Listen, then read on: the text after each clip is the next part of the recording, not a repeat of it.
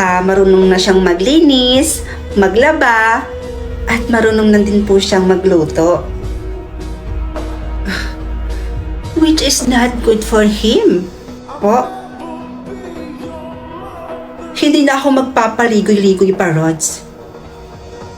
Hindi kita gusto para sa anak ko.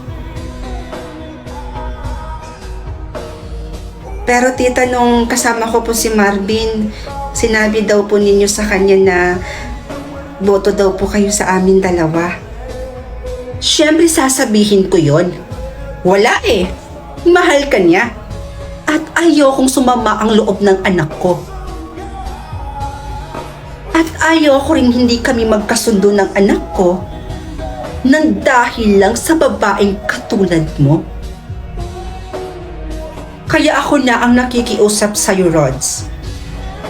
Dahil ang gusto ko para sa anak ko, makahanap siya ng babaeng mayaman, katulad namin, katulad niya, at higit sa lahat ay magiging masaya siya sa babaeng mapapangasawan niyang mayaman.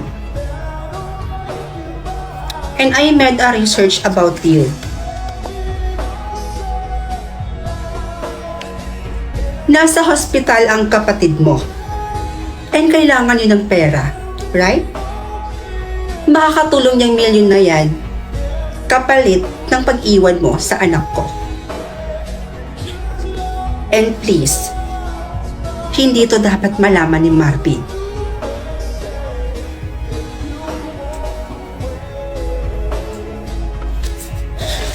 O teka, saan ka pupunta? Ibabalik mo yung tseke? O pupunta ka dun sa kapatid mo para bayaran yung bill niya?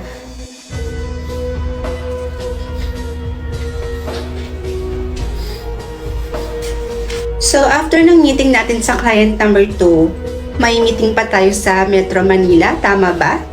Oo, tama. Ano gagamitin natin? Yung sasakyan ko na lang ba? Yeah. Dara. Rod, si Marvin.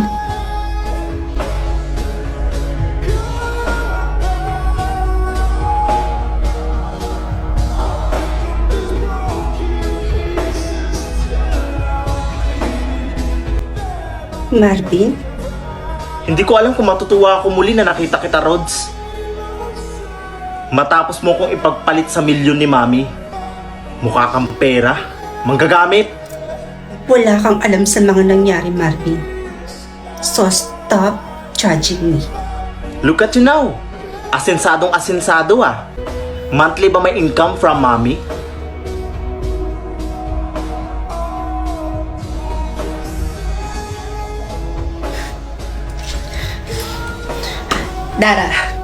Dara, halika na.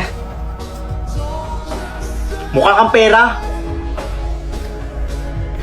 Pinagsasabi mo. Kung makapagsalita ka, parang alam mo na lahat ng pinagdaanan ng kaibigan ko, ha? O, ayan. Nasa loob niya ng checkeng binigay ng mama mo. Kasama ng pirma niya. Hindi niya yan ginastos, Marvin. Hinayaan ng mamatay ang kapatid niya. Kaya wala kang karapatan para pagsabihan ng kaibigan ko ng ganon. Alam mo, sa totoo lang, hindi naman dahil sa mga magulang mo kung bakit kanya iniwan. Dahil yon sa mga nalaman niya tungkol sa'yo. Sa lahat ng pinagkagawa mo. At kung sino ka talaga. Ha? Anong sinasabi niyo?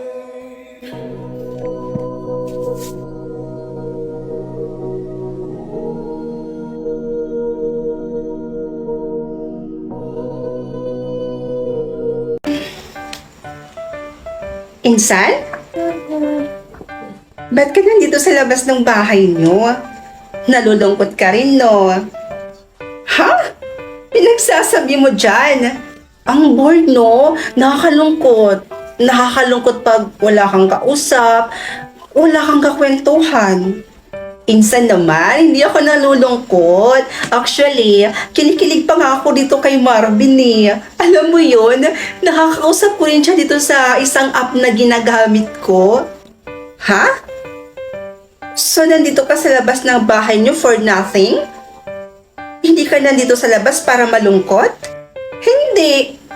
Eh kung ganon, bakit ka nandito sa labas ng bahay niyo kung hindi ka rin naman pala nalulungkot? Ano ka ba naman, insan? Porket lumabas lang ng bahay, malungkot na agad? Oy, anong malay ko?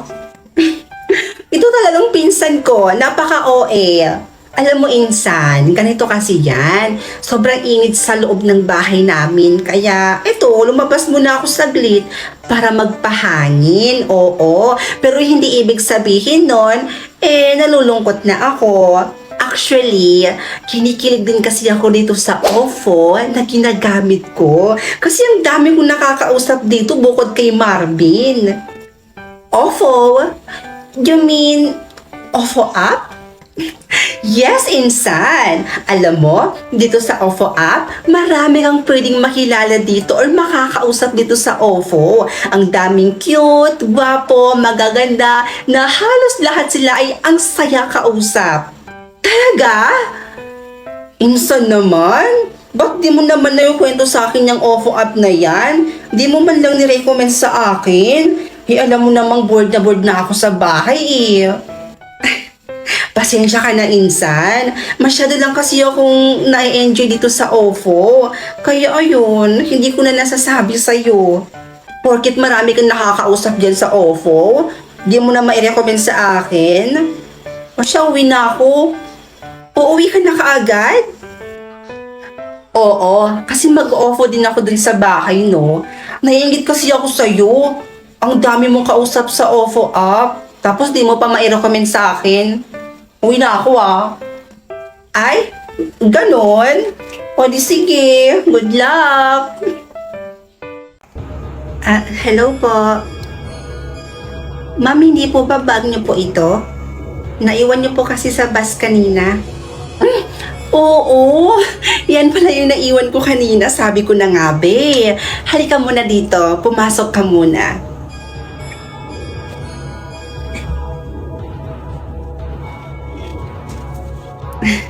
Baka nagugutom ka. Gusto mo ba ibaghanda kita ng makakain? May mga niluto pa ako dyan, kakaluto ko lang. Ay, wag na po kayong mag-abala, ma'am. Okay lang po ako. Hindi naman po ako nagugutom. Alam mo, ang swerte ko. Napakapalad kong tao dahil ikaw ang nakakita ng bag ko na yan. Alam mo, wala talaga akong masasabi sa'yo, kundi ang bait-bait mo. Sa totoo po niyan, ma'am, tinuruan po talaga kasi kami ng mga magulang po namin na kapag hindi po sa amin yung bagay, ibabalik po namin ito sa totoong may-ari. Ang swerte talaga ng mga magulang nyo sa inyo. Ako naman, yung mga anak ko, nasa abroad na sila lahat. Kaya madalas, nalulungkot ako dito. Huwag po kayo magkaalala, ma'am. Kapag hindi po ako busy, bibisita po ako dito sa inyo. Malapit naman po yung bahay namin dito eh. Talaga ba? Last week, nawala si Agatha. Tapos kahapon si Joyce. Hindi ka ba nagtataka, Karen, kung bakit isa-isa tayong nawawala? Simula nung makilala mo yung Lucy na yan, yung bago mong best friend, siguro na-obsess na talaga sa'yo yung babaeng yan. Ayun na siguro ang may ibang umaligid sa'yo, kaya isa-isa na tayong tinutsugi. Sana ma-realize mo yun, Karen. Oy, bes ha, sumusobra ka na. Pagbibintang na yung ginagawa mo. Nananahimik naman si Ma'am Lucy. Isa pa, ang bait kaya ng taong yun. Kaya hindi niya talaga deserve tong pagbibintang na to.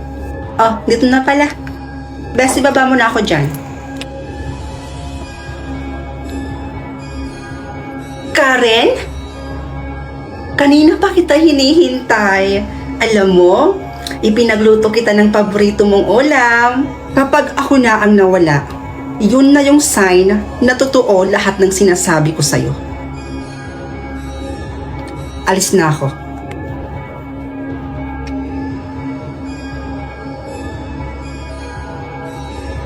Nakakaselos kapag may kaibigan kang iba. Gusto ko ako lang.